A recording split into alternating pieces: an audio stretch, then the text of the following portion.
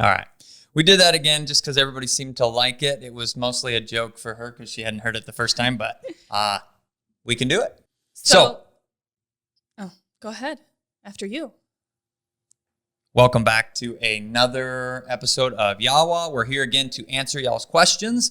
And again, another week of great questions. We're going to try and roll through as many of these as we can answer effectively and efficiently.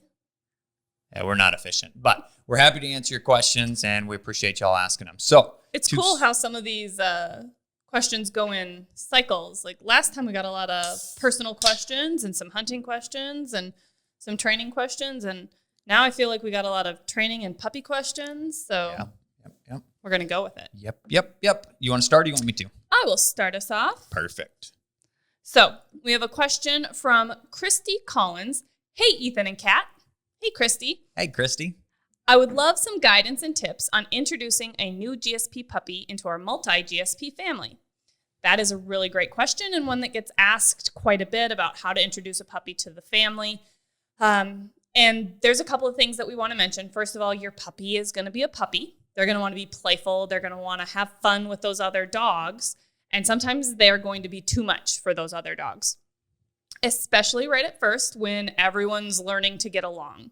So the important thing to remember is don't let your puppy pester your older dogs, whether they're a year old or 14 years old, because what's going to happen if your puppy pesters and you don't step in and say something or do something, your dogs are going to think, well, I need to fend for myself then. So they're going to try and put puppy in their place and grump or snap or bite them.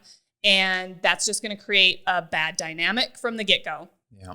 We don't want puppies to think that that's how communication happens in the dog pack and that that's okay behavior. So we need to step in and advocate for our other dogs and say, okay, puppy, you're doing too much roughhousing, too much pestering. Let's take a break, redirect their focus to something else, whether you've actually done any other training yet or not, but maybe just take them to another room, play with them, take them outside for a potty break and say, now it's a little bit of crate time, but just redirecting their focus to something else that is an okay behavior.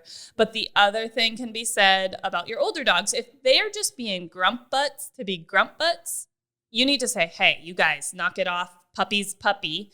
Yeah. He's going to be playing with toys. He's going to be doing things. And if the puppy's not actually pestering your older dogs, it's probably where you need to say, older dogs, go lay down here, have a special treat on your own in a different room or in your crate for a little bit, but don't let them grump at your puppy either. So we are the leaders of the pack and they need to understand that. And I think that we hear that a lot is, oh, they'll sort it out or they'll figure it out. Well, yeah, they may, but it's also a really, really, really good opportunity for one or multiple of them to end up with a vet visit because now the puppy has a big scar across its face from getting snapped at or whatever. Or it can just create some behavioral issues in that puppy. They learn, well, this is how we deal with each other, and they turn into a more aggressive dog, and we definitely don't want that to become the norm. Yeah, so it was a really good question. Absolutely. Megan Damson 10. Megan and Dam. No, Megan Adamson. Aha, there it is. Well, why does my 6 month? There it is. Why does my 6-month-old GSP have a foamy mouth while retrieving/running hard? Is this normal? Absolutely. I think that from an athletic standpoint, most people refer to that as cotton mouth, and it can be related to, I don't know the science behind it. I know when I ran, I got a foamy, not quite foamy, but a cotton mouth where it's dry and you just have this gross buildup in your mouth. It's like, I need water. And the same thing happens with the dogs, but because they have big floppy lips, it becomes more of those jowls really hold that saliva in, and especially right around the flues, those corners. Yeah, and so it can look really foamy and sticky and slobbery, and they probably just need a good drink of water because they're working hard. Yep, and a lot of those situations with our dogs, we're gonna actually just rinse their mouth and then let them cool down and give them water later. So. And when we say rinse their mouth, we like to use water bottles to water our dogs, especially when we're training or in the field or hunting. And so it's really easy. You got one of those squirt bottles and you just Yeah. Sound effects. So I'm hoping that he'll overlay sound effects. is that the sound effects you're looking for? No, I was hoping that we could have sound effects over me going. Okay, so the big things to keep in mind here are when dogs are hot and have exerted themselves.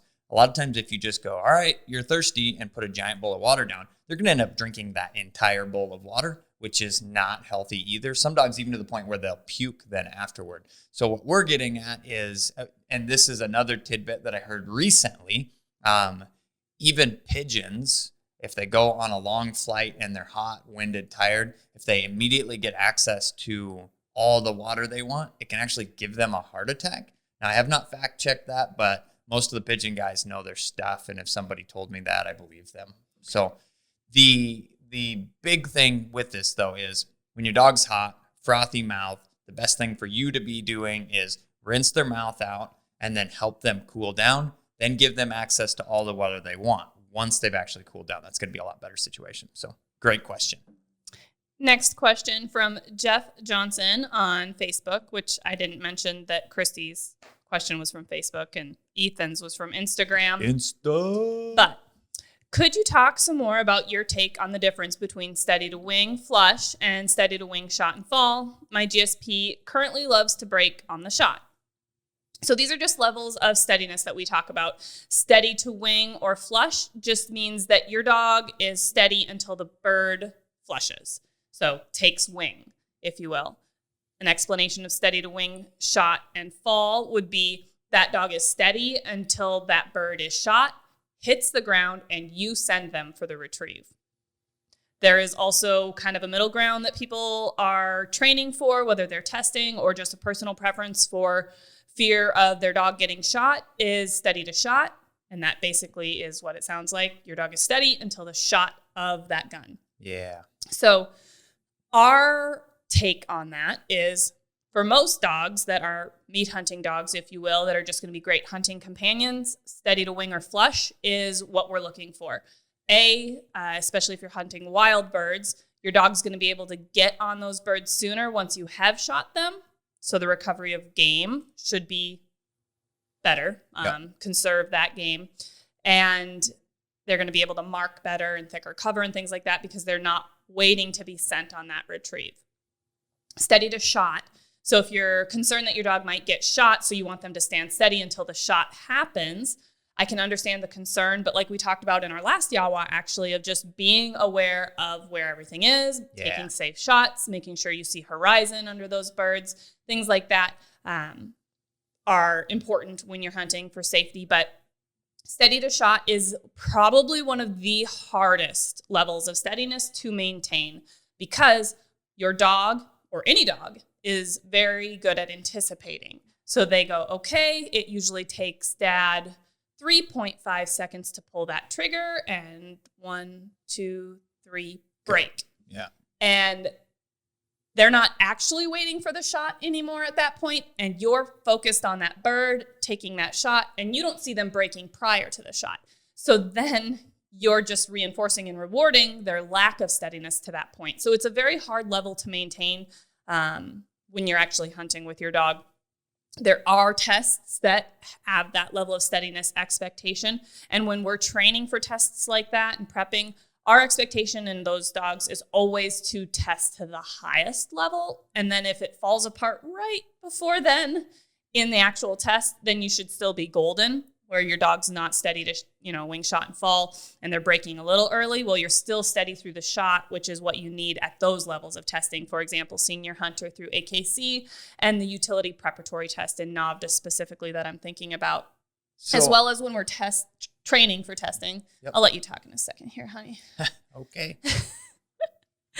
But when we're training for that, usually we have a couple people out in the field, somebody helping flush, somebody helping gun, somebody handling a dog. We're running brace mates. So we can help watch for each other if that dog's breaking, and we can help make corrections when they need to happen. Well, and that's what I was going to, this perfect segue. So what I was getting at is when you are trying to train steady to shot, the difficult portion of that is the maintenance aspect of it.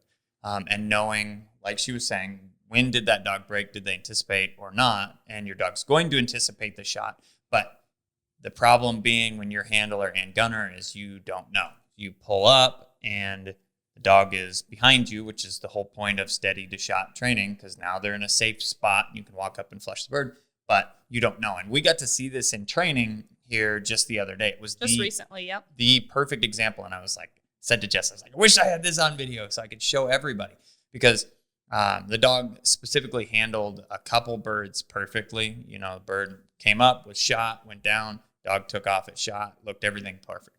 And I said, all right, on this next one, we're not going to shoot.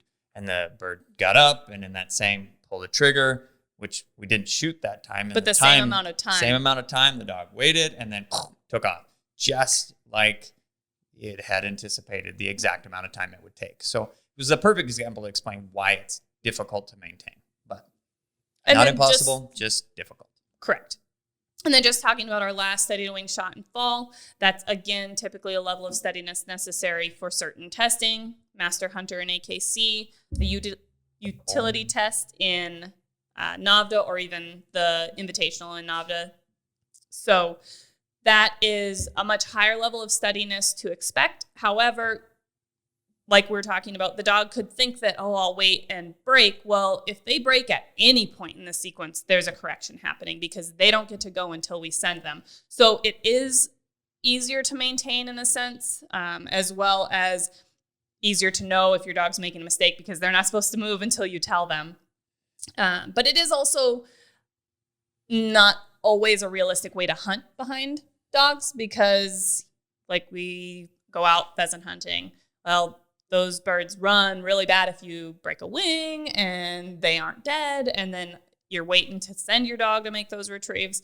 You even add that second to 2 seconds to 3 seconds. I mean, anybody that's hunted with me, I always talk about how pheasants especially, pheasants would be the biggest one on this, but how fast they are, and you don't recognize or realize how actually fast they are and difficult to keep up with until you get to see one running across the field and then me running across the field chasing after it because dogs were clear over there and the bird got shot on this end and I saw it go down and I was like, I'm going to catch this. Now, granted, they don't run lightning fast, but they might run 10 miles an hour and in some of that cover can disappear pretty quickly and easily. So even when really we're not hunting dogs steady to wing shot and fall and they're just not necessarily in the area, it's hard to keep up with. And trying to get them on those birds in those situations to help make those retrieves is difficult. So let alone having to wait to send them for those retrieves. Yep. So the last portion with that is you were talking about if you've come to one of our steadiness seminars or advanced steadiness seminars that we put on or gotten the opportunity to train with Kat and I, especially me, I'm usually pretty good at voicing my opinion on how things should be done, which most of the time is why people come to train with us. But they like the way we train, and they like the results that we get. Absolutely. So you'll hear me mention, though, when it comes to steadiness stuff, that it's black and white. And the more black and white that we can make that situation for the dog, the faster they're going to learn and the easier that it is going to be for them to understand our expectations. If you move, you don't make a retrieve. This is using positive punishment, but we can go more in depth of that later. But the other side of it is we'll do a whole video on operant conditioning because that's been asked before, and I think that's one that we can go into detail and give examples. So yeah, that'd be a great idea, and then we could do video examples that show some B-roll, not just us talking and being boring. So there's a button for that. Okay, so the other side of it being that to say that an advanced dog's situation is black and white isn't 100% realistic. So, you know, there are a lot of situations that can happen. The dog could make a little bit of movement to mark that bird, and that's a intelligent and realistic hunting dog. But the more, especially in the early stages of that game, the more black and white we can make it, the faster they get to that result. And then you can start to play that gray area a little bit. And you go, all right, I'm going to give you the opportunity of, you hopped this way. Did you stop yourself? Did you take handling? Did you take a correction? No. All right. That was steady because you did it all with no help from me. Send you for your retrieve. So that aspect of it being black and white makes it easier to achieve that level of steadiness. as well as maintain a consistent level of steadiness once you've gotten there? That was a really good question. Allowed us to go into quite a bit of detail, actually. Absolutely. All right, guys, that's all we have time for today. Make sure to tune in for part 2. We will be back with you very soon. We will. And you guys answered whether we should do this all as one long video or split it up into multiple groups. And the consensus was we're going to split it up, but you can get the whole long, all-in-one podcast version if you want to have it all at one go. I'm Kat, the dog trainer. No, he is not. I'm Kat, the dog trainer. And I'm the guy with the pink gun. Thanks, guys, for watching.